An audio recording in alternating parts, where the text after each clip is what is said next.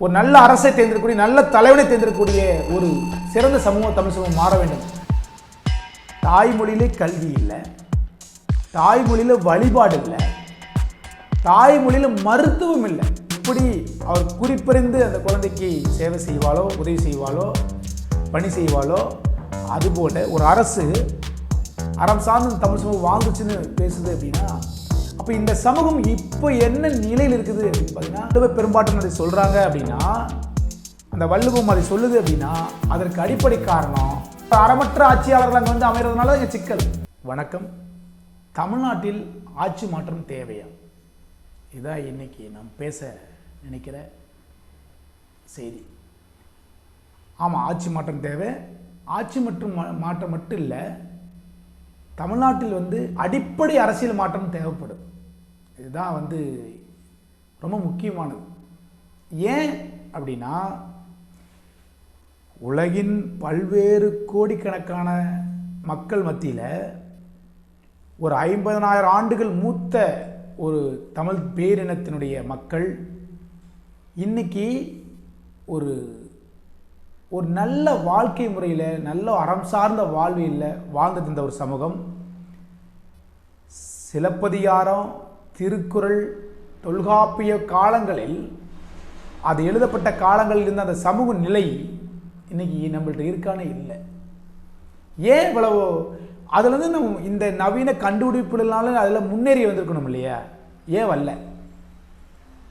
அப்போது அடிப்படை இங்கே அடிப்படை என்ன சிக்கலாக இருக்குன்னா, அறமற்ற ஆட்சி முறைகள் வருது. குடுதலி கோலோச்சு மாநில மன்னன் அடிதலில் இருக்கும் உலகு என்று வள்ளுவ பெரும்பாட்டன் சொல்றார். அதாவது ஒரு ஆட்சி செய்யக்கூடிய அரசு எப்படி இருக்கணும் அப்படின்னா, ஒரு பெற்ற தாய் ஒரு குழந்தை எப்படி வளர்ப்பாளோ, எப்படி அவர் குறிப்பறிந்து அந்த குழந்தைக்கு சேவை செய்வாளோ, உதவி செய்வாளோ, பணி செய்வாளோ, அதுபோல ஒரு அரசு மக்களுக்கு, தன் குடிமக்களுக்கு அப்படித்தான் ஒரு பார்த்து மக்களுக்கு செய்யணுங்கிறது தான் திருக்குறள் சொல்லுது. அப்போது அப்படிப்பட்ட ஒரு உன்னதத்தை சொல்லக்கூடிய திருக்குறள் காலம் எப்படிப்பட்டதாக இருந்திருக்கும்? வள்ளுவ பெரும்பாட்டம் அதை சொல்கிறாங்க அப்படின்னா, அந்த வள்ளுவம் அதை சொல்லுது அப்படின்னா, அதற்கு அடிப்படை காரணம் அந்த காலத்தில் வாழ்ந்துட்டு இருந்த சமூகத்தை பற்றிய ஒரு ஏக்கமான ஒரு வெளிப்பாடாக தான் பார்க்குறேன். அப்போது வள்ளுவர் காலத்திலேயே வந்து இங்கே ஆரிய வருகை நடந்தது. அதனால் இங்கே சில குழப்பங்கள் இருக்கிறது அவர் சொல்கிறார். அதனால் வந்து பகுத்துண்டு பல்லுயிர் முதல் நூலோர் தொகுத்தவற்றுள் எல்லாம் தலை அப்படிங்கிறார். உயிர்களை பேணி காக்கணும் அப்படின்னு சொல்கிறார். இதில் ஏன் சொல்கிறேன்னா, அப்போ அந்த சூழல் அங்கே மக்கள்கிட்ட இல்லாத ஒரு சூழலில் அங்கே ஒரு சில அதாவது ஒரு மரபு ரீதியாக மிகப்பெரிய ஒரு பிரச்சனை ஏற்படுது. யாரோ வந்து இந்த நிலத்தில் கால் ஊன்றி இந்த நிலத்தை வந்து அந்நியப்பட்டு வர்றதுனால இந்த மக்களை வந்து அறம் சார்ந்த சமூகத்தை இங்கே ஒரு வகையான சிதைவுக்குட்படுத்தி வர்றதுனால வள்ளுவருடைய குரலாக அதை பார்க்க முடியுது. வள்ளுவமே வந்து திருக்குறள் வள்ளுவமே வந்து ஒரு இனக்காப்பு நூல் தான். நீங்கள் அதை படித்தா அது நமக்கு புரியும். இந்த இனத்தினுடைய மாண்பையும் மரபையும் காக்க வந்த ஒரு அளப்பெரிய நூல். அதுபோல தான் தொல்காப்பியம்.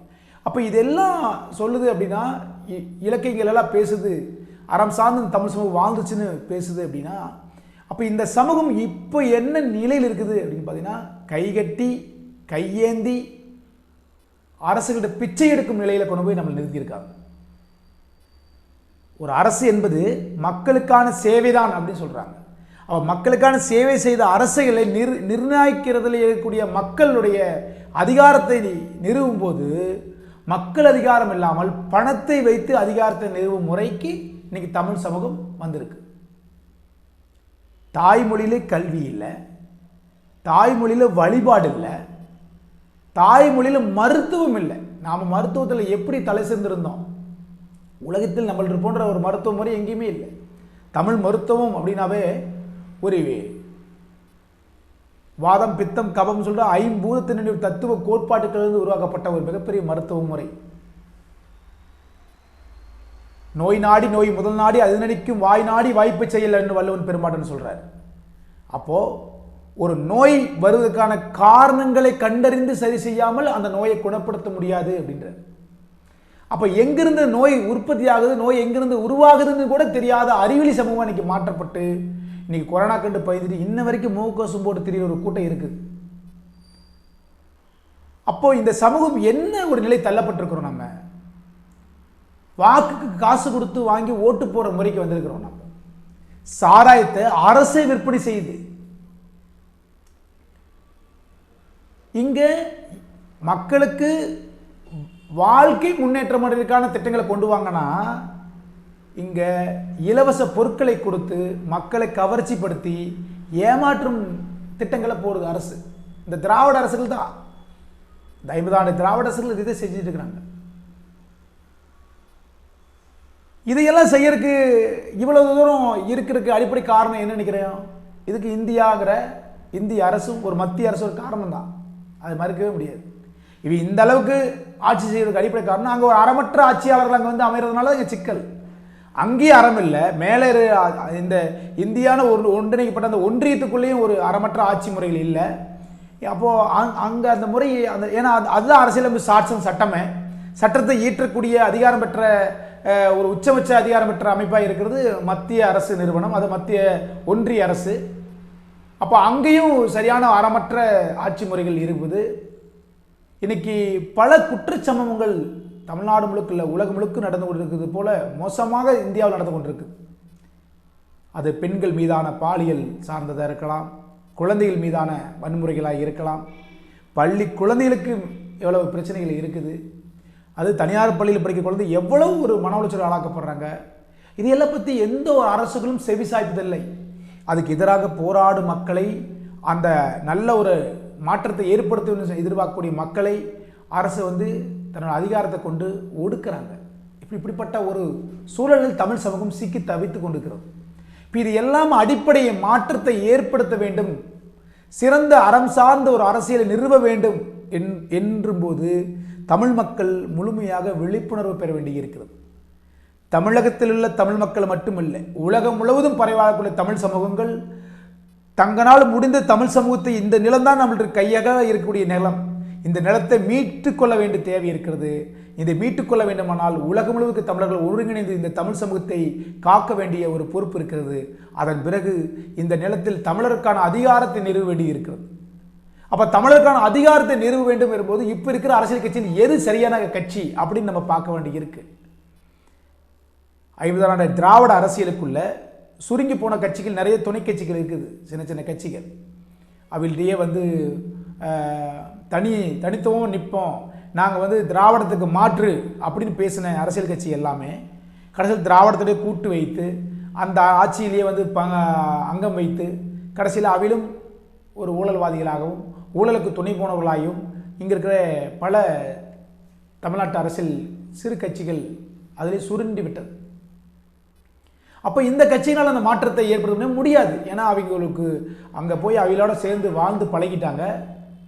அவங்க கொடுக்குற சில ரொட்டி துண்டு போல கொடுக்கக்கூடிய தொகைகளுக்கு பணங்களை பெற்றுக்கொண்டு அவங்களுடைய தன்னுடைய கட்சியை தக்க வைத்துக்கொண்டு தன்னுடைய தொண்டர்கள் தக்க வைத்துக்கொண்டு ஒரு பரிதாபமான சூழலில் தமிழ்நாட்டில் இருக்கக்கூடிய சிறு கட்சிகள்லாம் இன்னைக்கு மாறி நிற்கிது. அப்போ இந்த கட்சியிலால் எந்தெந்த கட்சி அப்படின்னு பார்த்தீங்கன்னா, இப்போ அண்ணா திராவிட முன்னேற்ற கழகம் திமுக அப்படின்னு சொன்னீங்கன்னா, துணை கட்சிகள் பார்த்தீங்கன்னா பாமக, அதாவது பாட்டாளி மக்கள் கட்சி, தமிழக வாழ்வுரிமை கட்சி, விடுதலை சிறுத்தைகள் கட்சி, கொங்கு நாடு தேசிய கட்சி, இது போன்ற இன்னும் நிறைய கட்சி இருக்குது. என்னால் பேர் சொல்ல முடியல, அவ்வளவு பெயர்கள் இருக்குது. எல்லா கட்சியும் சாதிய அமைப்புகள் நிறைய இருக்குது, சாதிய கட்சிகள் இருக்காங்க. இவங்க எல்லாருமே திராவிடத்துடன் கூட்டு வைத்து அந்த தேர்தல் நேரத்தில் அவர்களுடைய ஏதோ ஒரு தொகை பெற்றுக்கொண்டு இங்கே தமிழ்நாட்டை மீண்டும் சுடுகாடு போல ஆக்குவதற்கான ஒரு வேலைக்கு இந்த துணை கட்சிகள் துணை போகிறன, சிறு கட்சிகள் அப்படிங்கிறது தான் நமக்கு வேதனையாக இருக்கு. சரி, தேசிய கட்சிகள் ஏதாவது சரியாக இருக்குதா அப்படின்னா இல்லை. காங்கிரஸ் ஆண்ட பிறகுதான் இங்கே திராவிட ஆட்சின்னு ஒன்று உருவாகுது. அப்போ காங்கிரஸ் வந்து சரியாக இல்லை அப்படின்னு இல்லை, காமராசர் சிறந்த ஆட்சி கொடுத்தாங்க. ஆனால் அந்த அதிகாரத்தை அடுத்த கட்டம் நிறுவ முடியல, ஏன்னா மக்களால் அங்கீகரிக்கப்படலை. மக்கள் தான் இப்பவும் சொல்கிறேன், மக்கள் தங்களுடைய சிறந்த அரசை கட்டமைக்க வேண்டும். அதுதான் ரொம்ப எங்களுக்கு வேண்டுகோள். ஒரு நல்ல அரசை தேர்ந்தெடுக்கக்கூடிய, நல்ல தலைவனை தேர்ந்தெடுக்கக்கூடிய ஒரு சிறந்த சமூகம் தமிழ் சமூகம் மாற வேண்டும். அப்போதான் நம்ம தலைமுறையாக நம்ம தமிழ் சமூகத்து குழந்தைகள் அடுத்தடுத்து நிம்மதியாக வாழ்வதற்கான ஒரு வாய்ப்பை ஏற்படுத்த முடியும். இந்த நிலம் முழுமைக்கு என்ன நடக்குது அப்படின்னா, இயற்கை வளங்கள் சூறையாடப்படுகிறது. இயற்கை வளங்கள் இருக்கக்கூடிய மலை நிலங்கள், அதாவது குறிஞ்சின்னு சொல்லக்கூடிய மலை நிலம், முல்லை நிலம் இன்னைக்கு பாதிக்கு பாதி இன்னைக்கு வெட்டப்பட்டு அழிக்கப்பட்டு கிடக்கிறது. இதுக்கு காரணம் உலகம் முழுவதும் இருக்கக்கூடிய தனியார் நிறுவனங்கள், உலகளாவிய நிறுவனங்கள் இந்த நிலத்தில் காலூன்றி தன்னுடைய இயற்கை வளங்களை அழிக்கிறது மட்டும் இல்லாமல் நீர் வளங்களை எடுத்துக்கொண்டு எல்லாமே நீர்வளம் நிலவளம் அனைத்துமே எடுத்து இந்த இயற்கையினுடைய பல்லுயிர் சூழலையே கெடுத்து வைத்திருக்கிறார்கள். அப்படிப்பட்ட ஒரு சூழலில் தமிழ் சமூகம் இன்று சிக்கிறது. இது தமிழ்நாட்டுக்கு மட்டுமா இல்லை, இந்தியா முழுக்க இருக்குது. ஒவ்வொரு மாநிலத்திலும் ஒவ்வொரு வகையான பிரச்சனை இருக்குது. ஆனால் தமிழ்நாட்டில் இருக்கிற பிரச்சனை நாம் பேச முடியும், ஏன்னா அதுதான் நாம் பார்க்குறோம். அப்போ இந்த மாற்றத்தை ஏற்படுத்தி தமிழ் சமூகத்துக்கு மாற்றத்தை ஏற்படுத்த வேண்டும், அடிப்படை மாற்றத்தை ஏற்படுத்த வேண்டும் என்ற அரசியல் கட்சி ஏதாவது சரியான ஒரு அரசியல் கட்சி இருக்கா அப்படின்னு பார்க்க வேண்டியிருக்கு. இப்போ அப்படி ஒரு அரசியல் கட்சி எப்படி உருவாயிருக்கு அதையும் நம்ம பின்புலத்தை பார்க்க வேண்டியது. ஒரு அரசியல் கட்சி என்பது ஏதோ ஒரு இன்னொரு கட்சியிலேருந்து, இப்போ பெரிய கட்சியிலேருந்து துணை கட்சி உருவாகி அதுலேருந்து மாற்றத்தை விரும்பக்கூடிய கட்சிகள் அப்படின்னா அப்படிங்கிற கட்சிகள் எல்லாமே திராவிடத்துடனே சுருண்டு போயிருக்கிறது. திராவிட அரசியலுக்குள்ளேயே வீழ்ந்து விட்டது. தனியாக ஆரம்பித்து கொண்டு தனி கோட்பாடையும் கொள்கையும் பேசிக்கொண்டு வந்த அரசியல் கட்சியெல்லாம் கூட மீண்டும் திராவிடத்தில் கரைந்து விட்டது. ஆனால் சுதந்திரத்துக்கு முன்னாடியே தொடங்கப்பட்ட கட்சி, அதாவது நாம் தமிழர் கட்சி, சீபா ஆதித்யநாள் தொடங்கப்பட்ட நாம் தமிழர் கட்சி, அதாவது 2009 முள்ளிவாய்க்கால் மிகப்பெரிய இனப்படுகொலைக்கு பிறகு தமிழ் தேசியம் என்ற கனவை சுமந்து தமிழில் தாயகம் தமிழர் தாயகம், தமிழீழ தாயகம் தமிழரின் கனவு அப்படிங்கிற ஒரு நோக்கத்தை நோக்கி கொண்டு ஒரு தத்துவத்தை தமிழ் தேசியத்தின் தலைவர் மேதகுவே பிரபாகரன் அவருடைய வழியில் அவர் தத்துவத்தை ஏந்தி அவர் கொள்கையை பின்பற்றி இங்கு ஒரு 2009க்கு பிறகு 2010க்கு மேலே ஒரு அரசியல் கட்சி உருவாக்கப்பட்டுச்சு. அது இயக்கமாக உருவாகி அது அரசியல் கட்சியை மலர்ந்து இன்றைக்கி நாம் தமிழர் அரசியல் கட்சியாக இந்த தமிழ் சமூகத்தில் ஒரு மிகப்பெரிய மாற்றத்தை நம்பி கிட்டத்தட்ட 31 லட்சம் இளைஞர்களை ஒருங்கிணைத்து கொண்டு தன்னகத்தை ஒரு அறம் சார்ந்த அரசியலை முன்வைத்து கொண்டு இன்னைக்கு இந்த அமைப்பினுடைய நிறுவனராகவும் இந்த அமைப்பினுடைய புதிய கட்டமைப்பு புதிய கட்சியை உருவாக்கப்பட்டது. இந்த நாம் தமிழர் கட்சியை உருவாக்கப்பட்ட பிறகு இந்த கட்சியினுடைய தலைமை ஒருங்கிணைப்பாளராக முதன்மை வழிகாட்டியாக தலைவர் பிரபாகரன் தத்துவத்தை ஏந்தி கொண்டு தமிழ் தேசியம் தான் இந்த நிலத்துக்கான அவசியம் என்ற ஒரு நோக்கத்தை வைத்து தமிழர்கள் வாழ்ந்த அரசியலையும் தமிழர்கள் வரலாறுகளையும் திருப்பி நாம் வாழ்ந்த அந்த சங்க காலங்களில் நாம் வாழ்ந்ததையெல்லாம் எடுத்து சொல்லி இன்றைக்கி அறம் சார்ந்த தமிழ் சமூகம் மீண்டும் அறம் சார்ந்த சமூகமாக மாற வேண்டும் என்ற பெரிய உன்னத கனவுடன் ஒரு தலைவன் ஒரு தலைமை இருக்கிறது என்றால் அது செந்தமிழன் சீமான் அவர்களால் இருக்கக்கூடிய இந்த அரசியல் கட்சி தான். அடிப்படை மாற்றம் இங்கே தான் சொல்கிறாங்க, அடிப்படை மாற்றம் அரசியல் மாற்றத்தை ஏற்படுத்த வேண்டும் அப்படின்னு நினைக்கிறாங்க. அப்படி அடிப்படை மாற்றம் அரசியல் மாற்றம் செய்ய வேணும் அப்படின்னா அதுக்கு அடிப்படை இங்கே தமிழ் சமூகத்துக்கு மத்தியில் நாம் எப்படி வாழ்ந்து கொண்டிருக்கிறோம் என்பது மக்களுக்கு புரிய வேண்டும். அதற்குத்தான் நாம் இந்த மாதிரி பதிவுகளை செய்ய வேண்டிய காலகட்டத்தில் நாம் தள்ளப்பட்டிருக்கிறோம். ஊடக வலிமை நாம் தமிழ் அரசியலுக்கு கிடையாது. காரணம், கார்பரேட்டர்களாக இயங்கக்கூடிய அரசியல் கட்சி அல்ல. தமிழ்நாட்டில் இருக்கக்கூடிய அனைத்து கட்சிகளும் கார்பரேட்டர்களிடம், அதாவது வணிக நிறுவனங்களிடம் பணங்களை வாங்கி கொண்டு நடத்தக்கூடிய பல ஊடகங்கள் தான் இருக்கின்றன. அப்பொழுது நாம் இயற்கை காக்க வேண்டும் என்று சொல்லும் போதும் சரி, தற்சார்பு பசுமை பொருளாதாரத்தை பற்றி நாம் பேசும்போது இந்த உலக நிறுவனங்கள் அந்நிய நிறுவனங்கள் அனைத்தும் நமக்கு நம் அரசியலுக்கு எந்த விதத்தில் உதவ மாட்டார்கள். அப்போ இங்கே இருக்கிற மக்களால் அங்கீகரிக்கப்பட்டு மக்களாலே புரட்சி செய்யப்பட்டு அதிகாரத்தை நிறுவ வேண்டிய ஒரு தேவை நமக்கு இருக்கிறது. அடுத்த தலைமுறை பற்றி சிந்திக்க வேண்டிய தேவை நமக்கு இருக்கிறது. நாம் இதுவரைக்கும் 50 ஆண்டுகளாக வீழ்த்தப்பட்டிருந்தாலும் கூட இன்னைக்கு நாம் உளவியலாக சிதைக்கப்பட்டிருந்தாலும் கூட ஒரு 2000 ஆண்டுகளாக பிராமணி தன்மையால் நாம் சிதைக்கப்பட்டோம். இப்போ 50 ஆண்டுகளுக்குள்ளே திராவிடத்தால் சிதைக்கப்பட்டு வருகிறோம். ரொம்ப மோசமாக இருக்குது ரெண்டுமே. இப்படிப்பட்ட சிதைக்கப்பட்ட நாம் ஒரு அறம் சார்ந்த தலைமகனை, அறம் சார்ந்த அரசியலை நாம் முன்னிறுத்தி தமிழ் சமூகம் அதிகாரத்தை நிறுவ வேண்டிய தேவை நமக்கு இருக்கிறது. அப்போ அப்படிப்பட்ட ஒரு பணியும் அப்படிப்பட்ட ஒரு மிகப்பெரிய அரசியலையும் நாம் உருவாக்க வேண்டிய கால கடமை நமக்கு இருக்கிறது. தமிழரின் தாகம் தமிழீழ தாயகம் என்ற ஒரு உன்னத கனவை நாம் சுமந்து செல்ல வேண்டி இருக்கிறது அவசியம். ஏனென்றால் முதல் நம்ம எழுச்சியை நம்ம இன்னைக்கு இந்த நிலத்தில் நாம் நிற்பதற்கு அடிப்படை காரணம் 1.5 லட்சம் தமிழ் சமூகத்தின் பிணக்குவியிலிருந்து உருவாக்கப்பட்ட அரசியல் கட்சியாக தான் நாம் இதை பார்க்க முடியும். நாம் தமிழர் அரசியலை நீங்கள் இந்தியாவிலே தோன்றிய எந்த கட்சியும் இப்படிப்பட்ட ஒரு கொடுமையில் உருவாக்கப்பட்ட கட்சியே இருக்க முடியாது. இது நாம் தமிழ் கட்சி மட்டும்தான் அது அப்படி சொல்ல முடியும். முதல் இந்த நாம் தமிழ் கட்சி முதல் பரிணாமம் அடைஞ்ச சீபா ஆதித்யநாத் உருவாக்கப்பட்ட போது அது 2ஆம் உலகப் போரினுடைய பேரழிவுகள் இந்த சமூகத்தை பார்த்த சீபா ஆதித்யநாத் அவர்கள் ஐரோப்பிய நாடுகளில் போய் கல்வி பயின்றார். அப்போ அங்கே நடந்த 2ஆம் மகா யுத்தம் என்ற போல 2ஆம் உலகப் போர் நடந்து கொண்டிருந்தது. அந்த காலகட்டத்தில் அவருக்கு அங்கே பட்ட துன்பங்களை, அன்பப்பட்ட அந்த வேதனைகளை பல அவருக்கு கவனிக்க வேண்டிய தேவை இருந்தது. அப்பொழுது ஒவ்வொரு 2ஆம் உலகப் போரில் ஒவ்வொரு நாடுகளும் அங்கே பார்த்தீங்கன்னா தனித்துவம் வாய்ந்து தமிழ் தேசியம் போல் அங்கே ஒவ்வொரு தேசிய மக்களும் தன் மொழி அரசியலை எடுத்து அந்த நிலத்தை தன்னுடைய நாடுகளை கட்டமைத்து கொண்டிருந்த காலத்தில் அவர் அங்கே இருக்கின்றதுனால அவர் இந்த ஐரிஷி நாட்டு மக்களுடைய போராட்டத்தை வலிமையை எடுத்து தான் இங்கே நாம் தமிழர் அப்படிங்கிற அரசியல் கட்சி இங்கே உருவாக்குறாங்க. அப்போ கூட அது 2ஆம் உலகப் போரினுடைய மிகப்பெரிய படுகொலைகளுக்கு பல இன அழிப்புகளுக்கு பிறகுதான் இந்த அரசியல் நாம் தமிழ் இயக்கமே தோண்டி இருக்குது. இப்போ 2009 இந்த இனப்படுகொலைக்கு பிறகுதான் நாம் தமிழ் கட்சி மீண்டும் அதுக்கு வடிவம் பெறுகிறது. அப்போ நாம் தமிழ் கட்சியினுடைய உன்னத நோக்கத்தை நாம் உணர முடிகிறது.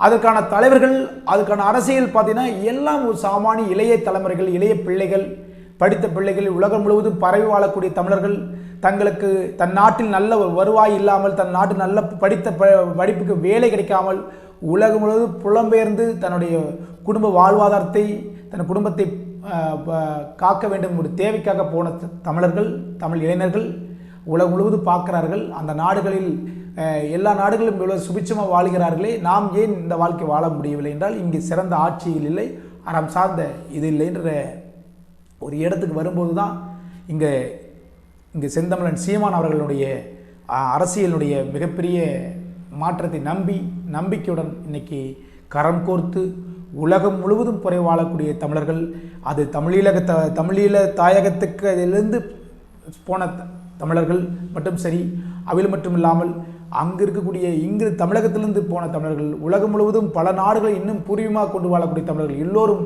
இங்கே நாம் தமிழர் அதிகாரத்தை நிறுவ வேண்டும் என்ற மிகப்பெரிய உன்னத கனவோடு நிற்கிறார்கள். அதனால தான் இந்த அடிப்படை அரசியல் மாற்றத்தை செய்யக்கூடிய ஒரே நம்பிக்கையுள்ள ஒரு அரசியல் கட்சியாக நாம் தமிழர் கட்சியை தான் நாம் பார்க்க முடிகிறது. அப்போ நாம் இதற்கான என்ன செய்ய வேண்டும் என்றால், வருகிற எந்த தேர்தல் வந்தாலும் சரி மாற்றத்தை இந்த சமூகத்துக்கு விதைக்க வேண்டும் என்ற தமிழர்கள் ஒவ்வொரு தன் பிள்ளைகளை பெற்ற ஒவ்வொரு தமிழ் சமூக குழந்தைகளும் அடுத்த தலைமுறைக்கான சிந்தித்து வாக்களிக்க வேண்டும். அதில் நாம் தமிழர் அரசியலை நீங்கள் கவனிக்க வேண்டும், உற்று கவனியுங்கள். உங்களுக்கான சிறந்த ஒரு அரசியல் கட்சியாக இருக்கும். இது இந்த மாற்றத்தை ஏற்படுத்தும்.